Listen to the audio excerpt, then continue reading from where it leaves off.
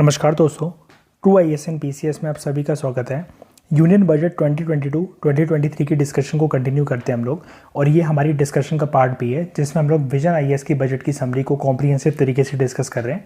तो चलिए डिस्कशन अपनी स्टार्ट करते हैं। बजट की डिस्कशन में सेकेंड जो आस्पेक्ट है हमारा पार्ट ए को हम लोग डिस्कस कर रहे हैं। तो पिलर 1 जो था हमारा गति शक्ति, PM गति शक्ति से रिलेटेड, वो हमने कॉम्प्रिहेंसिव तरीके से कवर कर लिया है। अब नेक्स्ट पिलर की बात करते हैं जो कि है इंक्लूसिव डेवलपमेंट से रिलेटेड। तो चलिए डिस्कशन इसकी देखते हैं कि इंक्लूसिव डेवलपमेंट में क्या दे रखा है। अब दोस्तों, जब भी बात होती है इंक्लूसिव डेवलपमेंट की, तो आप जानते हैं कि वहाँ पर एक सेक्टर की बात नहीं होती है, मल्टीपल सेक्टर्स की बात होती है। तो सबसे पहले हम लोग बात करते हैं एग्रीकल्चर से रिलेटेड कि एग्रीकल्चर कैसे इंक्लूसिव डेवलपमेंट को प्रमोट कर सकता है। इंक्लूसिव डेवलपमेंट का कंसेप्ट आई होप आपको याद होगा। मैंने बताया था आपको कि रिच को जितना फ़ायदा मिल रहा है उतना ही पुअर सेक्शंस को मिलना चाहिए। इसको कहते हैं इंक्लूसिव डेवलपमेंट, कि सेक्शंस के हर एक कोनों में, हर एक रीजन में, कंट्री के हर एक सेक्शन को, हर एक रीजन को इक्वल बेनिफिट मिले, वो चीज़ होती है इंक्लूसिव डेवलपमेंट। तो सबसे पहले अगर हम लोग एग्रीकल्चर की तरफ नज़र मारें तो ये पॉइंट्स डिस्कस करने से पहले कि बजट में बोले क्या गए हैं, एक बारी दोस्तों हम लोग ट्रेंड को देख लेते हैं, क्योंकि ट्रेंड बेस्ड क्वेश्चन ना काफ़ी ज़्यादा आते हैं। और अगर विजन IAS की टीम ने अगर इतना एफर्ट मारा है कि ये ट्रेंड डाला है तो कुछ सोच समझ के डाला होगा। और एग्रीकल्चर वैसे भी आप जानते हैं कि काफ़ी इंपॉर्टेंट हो चुका है प्रीलिम्स के पर्सपेक्टिव से। तो ध्यान से एक बार ये ट्रेंड को देख लेते हैं, ज़्यादा मुश्किल नहीं, ईजी है। 2016-17 में 6.8% एग्रीकल्चर ग्रोथ हमारे देश ने विटनेस करी। अगले साल ये कम हो जाती है 6.6%, फिर एकदम से नीचे चली जाती है, 2.6% हो जाती है 2018-19 में। फिर ये उठना स्टार्ट करती है, गवर्नमेंट ने वेरियस इनिशिएटिव्स लिए 4.3 पे आती है।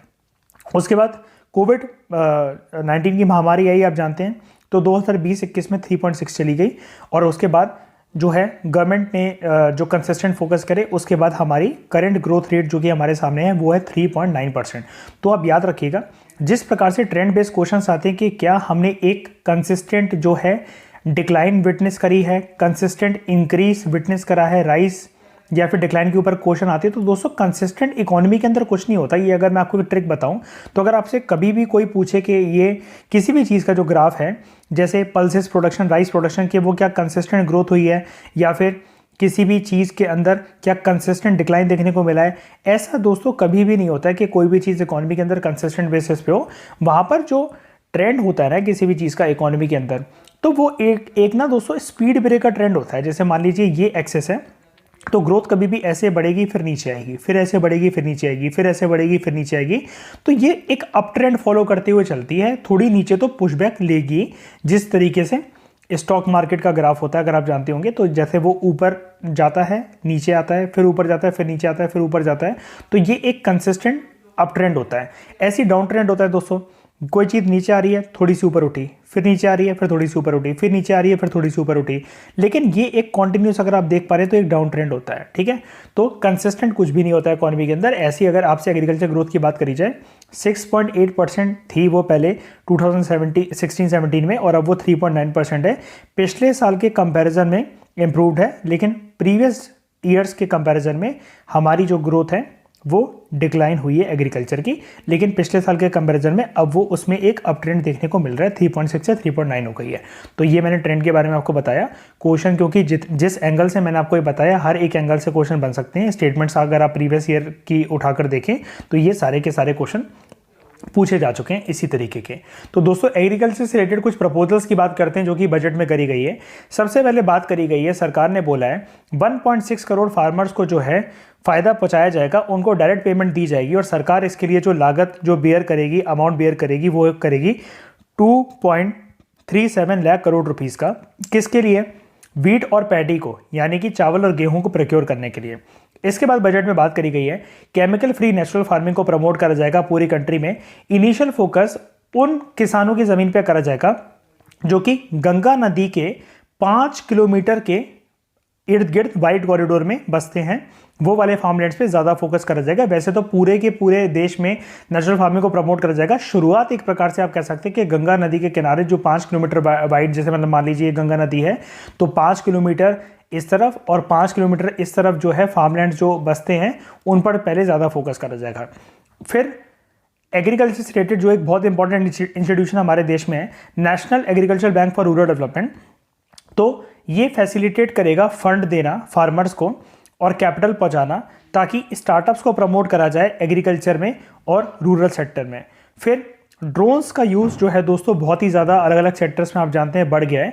तो ड्रोन्स का यूज़ जो है सरकार ने बोला है कुछ इस प्रकार से करा जाएगा। मान लीजिए एक ड्रोन्स है, तो यहाँ पर एक ड्रोन में एक बास्केट या बकेट क्रिएट करके आराम से जो इंसेक्टिसाइड्स हैं, न्यूट्रिएंट्स हैं, वो छिड़काव उनका करा जा सकता है। जैसे हाल ही में अगर आपको मैं बताऊं तो अरावली हिल्स जो हैं उनमें ये चीज़ करी गई थी। वहाँ के किसानों को ड्रोन प्रमोट करवाए गए थे और एक प्रकार से उन्होंने पानी का छिड़काव और इंसेक्टिसाइड और वीडीसाइड का छिड़काव करा था।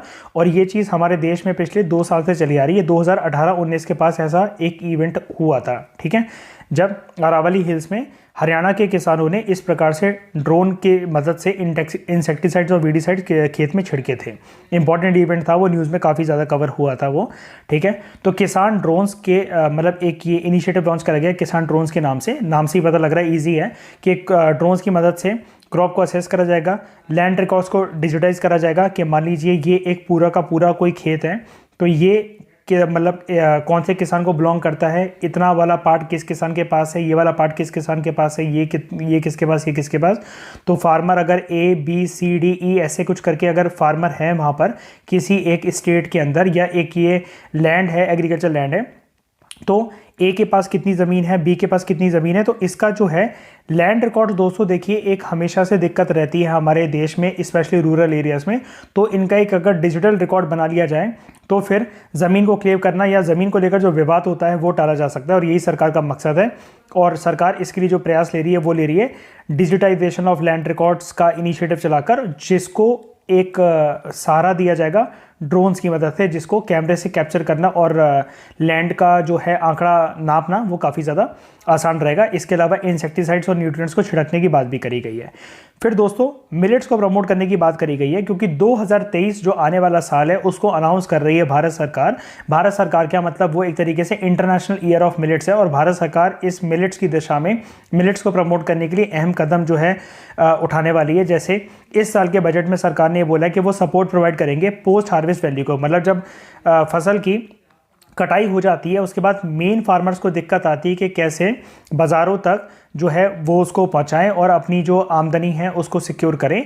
तो पोस्ट हार्वेस्ट वैल्यू एडिशन के ऊपर फोकस करा गया है, डोमेस्टिक कंजम्पशन के ऊपर फोकस करा गया है कि जैसे आप हमेशा जाते हैं कि हमारा जो न्यूट्रिशन स्कीम्स होती हैं उसका हमेशा से फोकस रहता है कि डाइट को, न्यूट्रिशन को डाइवर्सीफाई करा जाए, ताकि लोग सिर्फ ना दाल चावल ना खाते रहें, जिसकी वजह से उनकी बॉडी के अंदर न्यूट्रिशन जो है वो लिमिटेड मात्रा में एक ही प्रकार का ना रहे। फूड डाइवर्सिटी होनी चाहिए, न्यूट्रिएंट डाइवर्सिटी होनी चाहिए मासेस के अंदर, जनता के अंदर, ठीक है। तो इसके लिए मिलेट्स की ब्रांडिंग की बात करी गई है कि हमारे जो मिलेट प्रोडक्ट्स हैं उनकी नेशनली और इंटरनेशनली ब्रांडिंग करी जाएगी। फिर बात करी गई है दोस्तों इस साल के बजट में ऑयल सीड्स की। ऑयल सीड्स जो दोस्तों होते हैं ना, जिनसे तेल बनता है, तो अलग अलग तेलों के लिए हम लोग जो है ना दूसरी कंट्रीज़ पे काफ़ी ज़्यादा डिपेंडेंट रहते हैं। तो ऑयल सीड्स के मामले में सरकार ने ऐसा बोला है कि हमारी डिपेंडेंसी जो दूसरे देशों के ऊपर होती है इसको रिड्यूस करने की बात करी गई है कि हम लोग एक कैसे रैशनल और कॉम्प्रिहेंसिव स्कीम चलाकर, वेरियस इनिशिएटिव चलाकर हम लोग डोमेस्टिक प्रोडक्शन जो है ऑयल सीड्स का उसको बढ़ा सकें, उसको बढ़ावा दे सकें।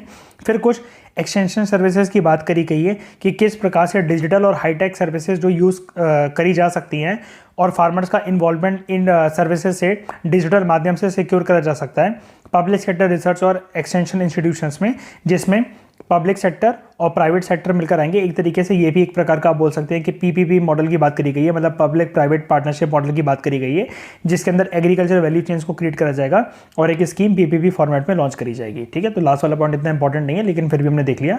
इंक्लूसिव ग्रोथ के सेक्टर में नेक्स्ट हमारा सेक्टर है। सरकार ने इस साल में बजट में काफ़ी ज़्यादा अहम फोकस दिया है रिवर इंटरलिंकिंग प्रोजेक्ट को। जैसे साफ तरीके से सरकार ने बोला है, इसके ऊपर क्वेश्चन बन सकता है दोस्तों, क्योंकि गवर्नमेंट ने क्रिस्टल क्लियर मेंशन करा है कि केन बेतवा प्रोजेक्ट जिसके ऊपर 1400 करोड़ रुपए की लागत आएगी, इसको सरकार ने बोला है कि इतना पैसा वो लगाएंगे Ken Betwa river interlinking project के लिए, जिससे 9.8 हेक्टर्स ऑफ जो फार्मर्स लैंड है उसको इरिगेशन बेनिफिट मिलेगा जब इन नदी का पानी जो है कनेक्टेड होकर फार्मलैंड तक पहुंचेगा। और दूसरे कुछ प्रोजेक्ट्स भी फाइनलाइज करे गए हैं, जैसे आप यहाँ पर देख सकते हैं। एक है गोदावरी कृष्णा लिंक प्रोजेक्ट, फिर है कृष्णा पन्नार लिंक प्रोजेक्ट, फिर है पन्नार कावेरी लिंक प्रोजेक्ट, तो ये आप ऑर्डर में याद रख सकते हैं, गोदावरी कृष्णा, कृष्णा पन्नार, पन्ना कावेरी। फिर एक है पार तापी नर्मदा लिंक प्रोजेक्ट, और उसके बाद लास्ट बात करी गई है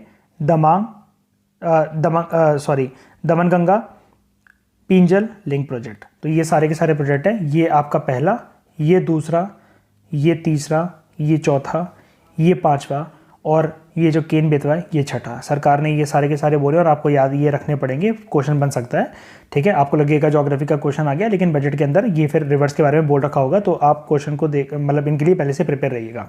उसके बाद दोस्तों एमएसएमई सेक्टर की बात करी गई है।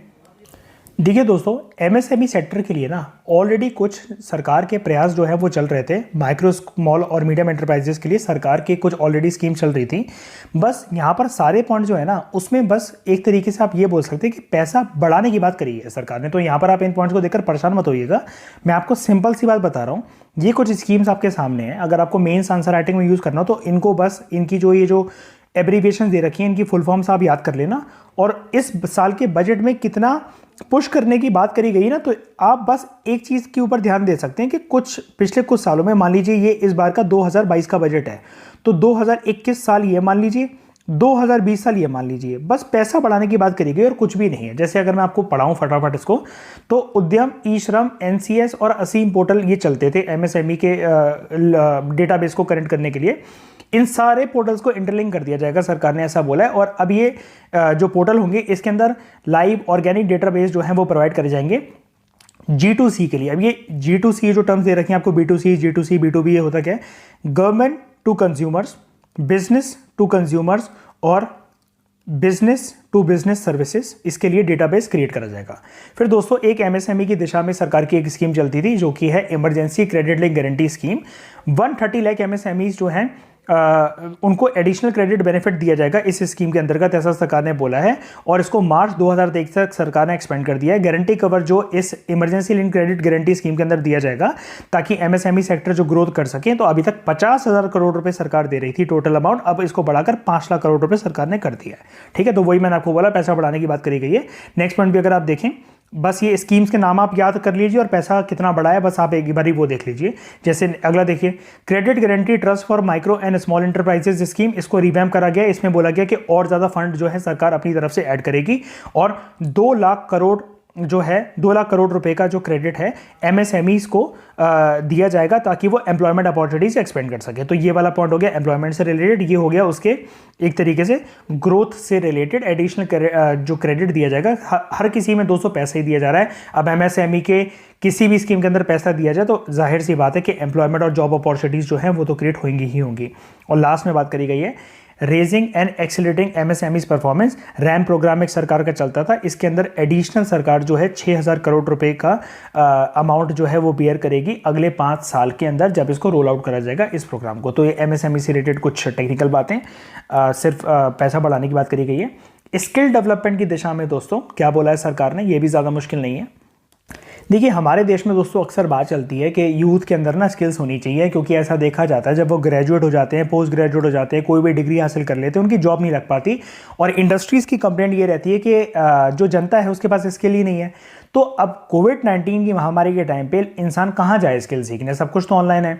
तो सरकार ने इस साल के बजट में ऑनलाइन ट्रेनिंग की ही बात करी है स्किल डेवलपमेंट की दिशा में। जैसे अगर आप ये वाला पॉइंट देखिए, सरकार ने बात करी है digital ecosystem for skilling and livelihood, देश स्टैक ई पोर्टल नाम से एक पोर्टल लॉन्च करा जाएगा, जिसकी वजह से सिटीजन्स को एम्पावर करा जाएगा कि वो अपनी स्किल्स को सीखें, जो स्किल्स को वो कोविड-19 की महामारी के टाइम पे भूल गए हैं, इंडस्ट्री से दूर रहे हैं पिछले 1-2 साल के लिए, उनको रीस्किलिंग करी जाए और अपनी जो करंट स्किल्स हैं उसको अप स्किलिंग का मतलब एक हायर लेवल पे जाकर उस स्किल को बढ़ाएं। फिर बात करी गई है स्टार्टअप्स की। स्टार्टअप्स को प्रमोट करा जाएगा हमारे देश में ताकि वो स्टार्टअप्स जो हैं वो ड्रोन को बनाने में, ड्रोन को फैसिलिटेट करने में, ड्रोन को as a service delivery mechanism use करने में। अब ये सर्विस डिलीवरी मैकेनिज्म क्या है दोस्तों, मान लीजिए एक कॉमन एग्जांपल, मैं आपको छोटा सा एग्जांपल दे रहा हूं मैं आपको, जो कि वेस्टर्न कंट्रीज में भी यूज होने लगा है। आपको अपने आसपास के किसी शॉप से अंडे मंगवाने हैं, आप अंडे मंगवा रहे हैं, कोई भी राशन का सुबह सुबह सामान मंगवा रहे हैं, दूध की थैलियां मंगवा रहे हैं, ठीक है। आप ने किसी एक शॉपकीपर को फ़ोन करा और उसके पास एक ड्रोन है, अच्छी हाईटेक क्वालिटी का ड्रोन है, और उसने अंडों की डिलीवरी वहाँ पर आपको करवा दी। आपने उस ड्रोन में उस अंडों की डिलीवरी आप तक हो गई। उस ड्रोन में एक स्कैनर लगा हुआ था जो पेटीएम या फ़ोनपे का स्कैनर था। आपने वहाँ पर स्कैन करा, पैसे वहाँ तक पहुँच गए और वो ड्रोन फिर आपके बालकनी से होकर आपको वो सामान देकर चला गया। तो अगर ऐसी सर्विस सोचिए दोस्तों, अगर ऐसी आ जाए, कितनी क्विक डिलीवरी हो सकती है, रोड पे आना जाना फालतू का जो कितना कम हो सकता है। अगर आप इमेजिन करके देखें इस सिनेरियो को, तो बहुत सारी मुश्किलें रोड पे टाली जा सकती हैं। ऐसी छोटे छोटे सामान की वजह से लोगों का टाइम बच सकता है।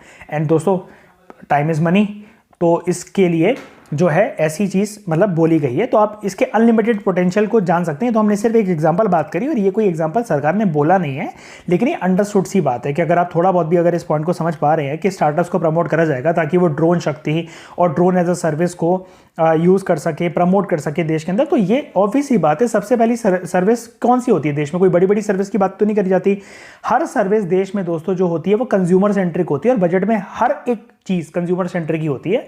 तो ये कुछ बात करी गई है। उसके अलावा जो दोस्तों हम ग्रेजुएशन और उसकी बात कर रहे थे, तो सरकार ने बात करी है कि national skill qualification framework NSQ जो है उसको अलाइन करा जाएगा डायनामिक इंडस्ट्री नीड्स के साथ। जैसा कि मैंने आपको बताया, इंडस्ट्रीज़ की हमेशा से डिमांड ये रहती हैं, उनकी शिकायतें रहती हैं कि आप जो पढ़ा लिखा कर बच्चों को भेजते हो, जो कि एजुकेशन इंस्टीट्यूशंस में, यूनिवर्सिटीज़, कॉलेज में आपको कुछ सिखाते हो, इंडस्ट्री में वो आके कुछ कर ही नहीं पाते हैं, उनको वो प्रैक्टिकल चीज़ वो जानते ही नहीं है। हमें ज़ीरो से उनकी ट्रेनिंग फिर से स्टार्ट करवानी पड़ती है। तो स्किल अगर पहले से किसी पॉपुलेशन के अंदर होगी तो वो इंडस्ट्रीज के अंदर जाकर इफेक्टिव तरीके से आउटपुट दे सकता है, और आउटपुट देने की वजह से वो अपना फायदा तो कर ही पाएगा, साइड बाय साइड जॉब में अच्छा परफॉर्म करने की वजह से एक तरीके से ह्यूमन कैपिटल फॉर्मेशन हमारे देश में क्रिएट होगी, जिसका फायदा अल्टीमेटली GDP ग्रोथ में देखने को मिलेगा, और अल्टीमेटली हमारे कंट्री की जो इकोनॉमिक ग्रोथ है, ये तो एक इंसान हो गया, ऐसे करके अगर सैकड़ों की तादाद में, करोड़ों की तादाद में हर इंडिविजुअल के पास स्किल हो, तो सोच के देखिए ultimate economic growth, GDP growth में कितना ज़्यादा फायदा हो सकता है। तो ये अंडरस्टूड सा कॉमन सा पॉइंट है। एजुकेशन के मामले में इस साल के बजट में क्या बातें करी गई हैं, ये भी देख लेते हैं एक बारी, इंक्लूसिव ग्रोथ के दिशा में। एजुकेशन के मामले में दोस्तों देखिए, ऑनलाइन एजुकेशन को प्रमोट करने के लिए प्राइमरी, सेकेंडरी, टर्शियरी लेवल पे एजुकेशन प्रमोट करने की, स्किलिंग करने की बात करी गई है। यहाँ पर सिर्फ कुछ प्रोग्राम्स आपको बस ये नाम याद करने हैं आपको, बाकी कुछ ऐसा कुछ नहीं है कि कुछ बहुत ही ज़्यादा हाईटेक है। 1 क्लास 1 TV चैनल प्रोग्राम जो है, ये एक प्रोग्राम चैनल होता है सरकार का दोस्तों, PM E-विद्या स्कीम के अंतर्गत जो है ये चल रहा है हमारे देश के अंदर, जिसमें ना सरकार कुछ ऐसे TV चैनल्स को प्रमोट करती है जो कि जहाँ पर फैकल्टीज़ होते हैं वो IIT की तैयारी या फिर टेक्निकल कोर्सेज की तैयारी जो है वो बच्चों को सिखाते हैं। तो अभी तक हमारे देश में लगभग ऐसे 12 TV चैनल्स थे, और अब उनको बढ़ाने की बात करी गई है 200 TV चैनल्स तक, ठीक है। फिर उसके बाद बात करी गई है वर्चुअल लैब्स और स्किलिंग ई-लैब्स की, ताकि क्रिटिकल थिंकिंग स्किल्स को और स्टिमुलेटेड लर्निंग एनवायरनमेंट को क्रिएट करा जाए बच्चों के लिए।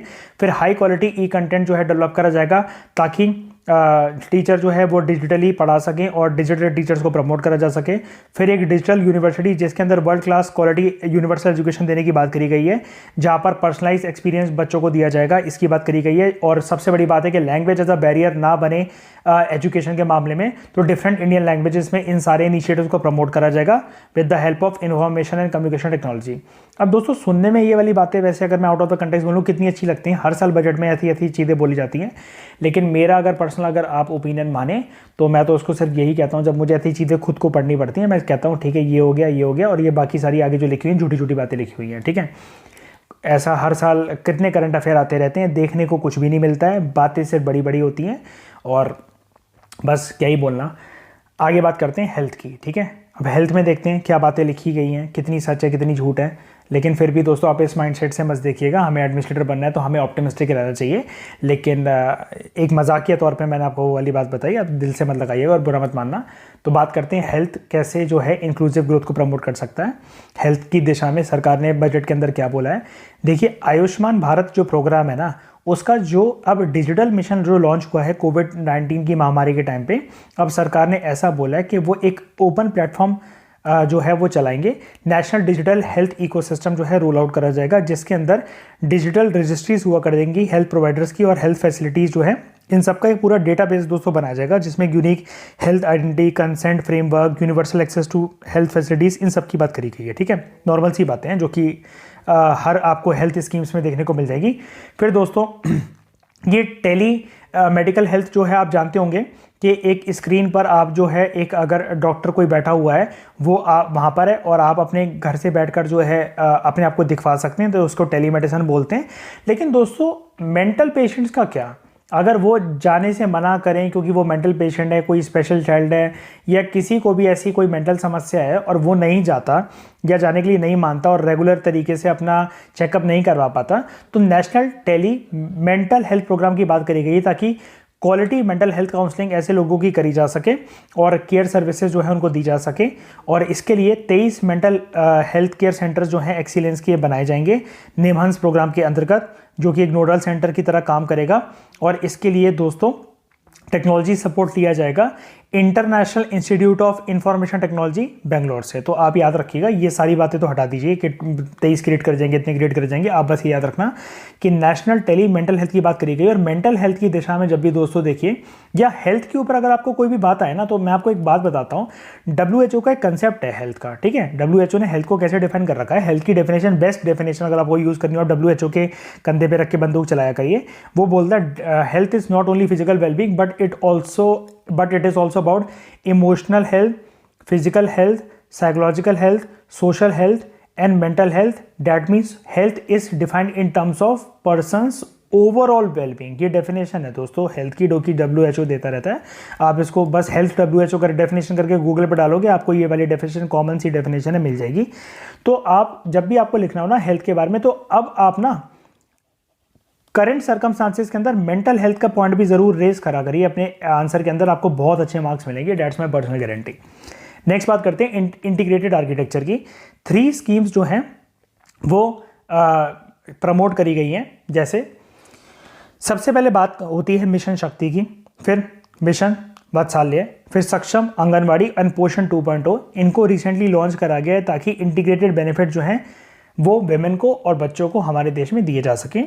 तो हेल्थ की दिशा में दोस्तों, न्यूट्रिशन की दिशा में और वेमेन के लिए हेल्थ इनिशिएटिव और बच्चों के लिए हेल्थ इनिशिएटिव की दिशा में ये इंटीग्रेटेड आर्किटेक्चर जो लॉन्च करा गया है, नाम याद रखिएगा कि इंटीग्रेटेड आर्किटेक्चर के अंतर्गत जो है आप एक तरीके से अगर आपको ये बनाना हो ना एग्जाम के अंदर, तो ऐसे आप इनोवेटिव तरीके से आप ट्रायंगल बना सकते हैं कि यहाँ पर जो है मिशन शक्ति की बात करी गई है, यहाँ पर मिशन वात्सल्य, फिर सक्षम आंगनवाड़ी और पोषण अभियान 2.0 इसकी बात करी गई है, ताकि इसको कनेक्ट करके, इस फ्रेमवर्क को कनेक्ट करके हम लोग विमेन और चिल्ड्रन की हेल्थ को प्रमोट कर सकें, ठीक है।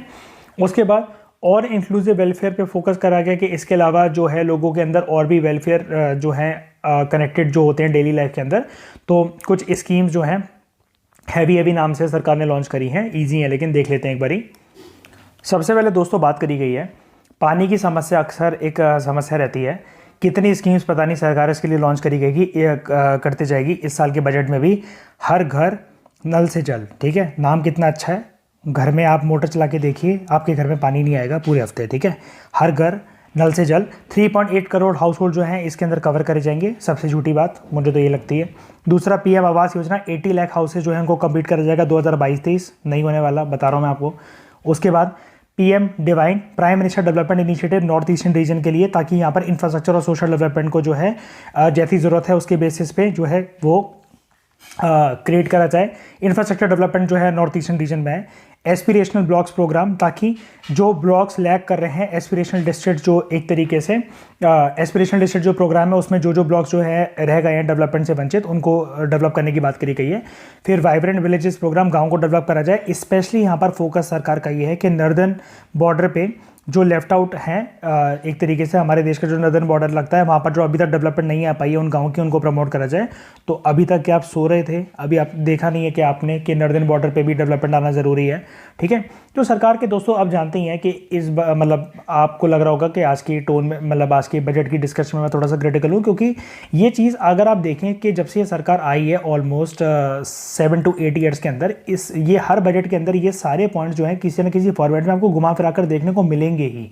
लेकिन फिर भी इम्प्लीमेंटेशन की, देखो डॉक्यूमेंट बनाना या फिर ये सब चीज़ें लिखना कोई बड़ी बात नहीं है, मेन दिक्कत आती है एग्जीक्यूशन की, इम्प्लीमेंटेशन की। उस पर अगर फोकस करा जाए। अब एक बार बताइए, पानी की स्कीम से रिलेटेड आप कितनी सारी योजनाएं और स्कीम्स और करंट अफेयर आपने भर भर के पढ़ रखे होंगे, लेकिन ये एक नई स्कीम फिर से हर घर नल से जल, तो पैसे की बर्बादी है बस ये नई नई स्कीम्स को ये वो लॉन्च करना। इम्प्लीमेंटेशन जो ग्राउंड पे होती है वो कहीं पर भी देखने को नहीं मिलती है। फिर बाद में बात करते हैं digital banking by post offices. 100% post offices जो हैं वो कोर बैंकिंग सिस्टम के पार्ट बनाए जाएंगे, ऐसा बोला गया है। और फिर डिजिटल पेमेंट्स को प्रमोट करने की बात करी गई है। तो शेड्यूल्ड कमर्शियल बैंक्स जो हैं वो उनको बोला गया है कि आप डिजिटल बैंकिंग यूनिट सेटअप करेंगे 75 डिस्ट्रिक्ट्स में। तो डिजिटल बैंकिंग कोई दोस्तों ऐसी चीज़ नहीं है कि ये नई चीज़ आ रही हो, ये नोटबंदी के बाद से हमारे देश में प्रमोट करने की बात करी जा रही है। तो वही मैं आपको बता रहा हूँ कि ये सारे प्रोग्राम जो हैं बस एक नए फ्लेवर के साथ, एक नए टेक्सचर के साथ आपको बदल के दे दिए गए कि आपको सुनने में नई नई चीज़ें लगे, लेकिन वही है, सब ये झूठी झूठी बातें हैं, ठीक है, पुरानी बातें। तो इसी के साथ आज हमने बजट का जो है सेकंड लेक्चर जो है कंप्लीट करा। पार्ट ए की डिस्कशन में हमने पीएम गति शक्ति को देख लिया और इंक्लूसिव डेवलपमेंट को देख लिया। नेक्स्ट लेक्चर में हम लोग बात करेंगे प्रोडक्टिविटी इनहेंसमेंट और इन्वेस्टमेंट की। तो इस डिस्कशन में दोस्तों फिलहाल इतना ही। Thank you very much for discussion.